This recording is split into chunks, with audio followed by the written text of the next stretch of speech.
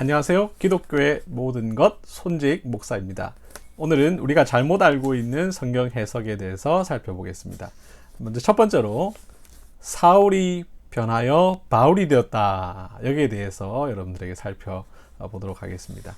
아마 여러분 교회 다니시면서 목사님으로부터 설교자로부터 그런 말씀을 많이 들으신 적이 있을 거예요. 사울이 회심해서 바울로 바뀌었는데 사울이란 이름의 뜻은 큰 자고 바울이라는 이름의 뜻은 작은 자다. 그래서 사울은 회심한 이후에 겸손하게 되었다. 마찬가지로 우리가 회심하면 자기 자신을 낮출 수 있어야 된다. 큰 자가 아니라 작은 자로 여겨야 된다. 이런 말씀을 아마 여러분들 많이 들어보셨을 텐데요. 정답부터 말씀드리면 이런 해석은 엉터리 해석입니다. 아주 틀린 해석이죠. 성경에는 그런 이야기가 전혀 없습니다. 아마도 목사님들이 어릴 때 교회를 다니면서 설교를 그런 내용을 듣고 또 자기가 잘못 알고 있는 내용을 다시 또 그냥 그대로 전달하는 경우가 많이 있는 것 같은데요. 저도 교회를 다니면서 그런 말씀을 많이 들었던 것 같습니다. 사울은 큰 자고 바울은 작은 자다. 그러니 회심하면 자신의 이름을 바꿀 정도로 이렇게 작은 자, 겸손한 자가 되어야 한다. 이름을 바꾸지 않는다 하더라도 겸손한 사람이 되어야 된다. 이런 말을 많이 들었을 텐데요. 그러나 사울의 이름이 바뀐 것을 가지고 그런 예를 드는 것은 바람직하지 않습니다. 물론 우리가 회심해서 겸손하게 되는 것은 당연히 필요한 일이고 마땅한 일인데요. 사울의 이름이 바울로 바뀐 것과 그것은 전혀 관계가 없습니다. 바울이라는 이름의 뜻이 작은 자라는 것은 맞습니다. 그러나 사울의 이름의 뜻은 큰 자라는 뜻이 아닙니다. 사울은 구하는 자라는 뜻을 갖고 있습니다. 이 사울이라는 말은 히브리어에서 나온 건데요.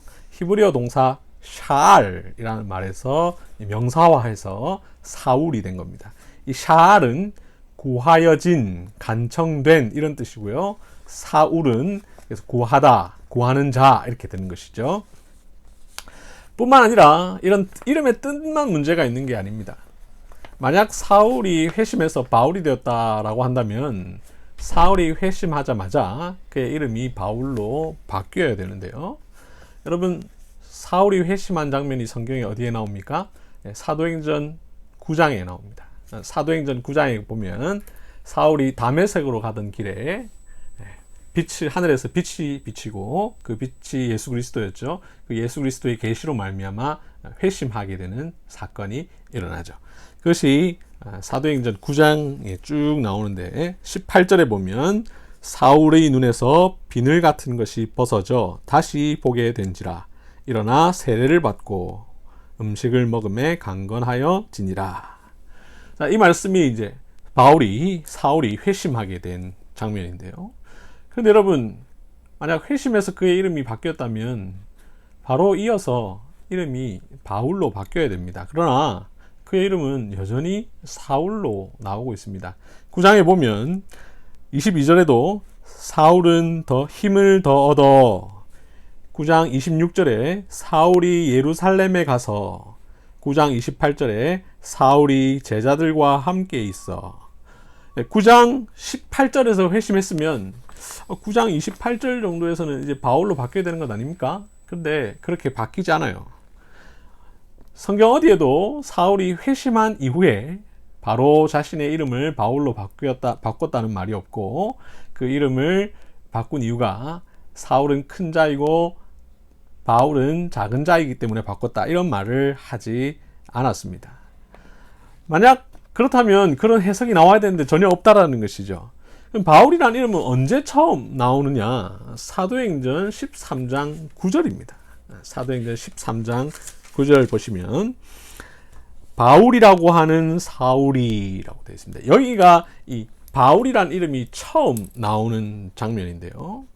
사도행전 13장 9절은 바울이 회심한 이후 약 13년 정도 지난 시점입니다. 정확하진 않지만 대충 어림잡아 바울이 AD 33년이나 34년쯤에 회심했다고 보고 그러면 사도행전 13장은 AD 46년이나 47년쯤 되는데요. 아마도 한 13년 정도 흘렀죠. 그의 이름이 바울로 바뀌게 된 것은 무려 13년 뒤에 처음으로 나오는 것이죠. 우리 성경책으로는 9장, 10장, 11장, 13장 몇 장 안 되지만 그 기간은 무려 13년이라고 하는 굉장히 긴 기간 이후에 이름이 바뀌었다는 것입니다. 자, 여기서 우리는 일단 사울이 바울로 이름을 바꾼 것이 그의 회심과 직접적으로 연관 있는 것은 아니다라는 것을 알 수 있는데요. 자, 그러면 왜 사울은 자신의 이름을 이후에는 사울로 쓰지 않고 바울로 쓰게 되었을까? 그 이유는 바울이 이제 앞으로 어떤 일을 하는지를 통해서 알 수 있는데요. 여러분 알다시피 바울은 이방인 선교를 위해서 수고하는 일을 하게 되죠. 바울은 자신의 이름을 사울이 아닌 바울로 사용하게 된 이유가 바로 그의 이방인 선교 때문이었습니다.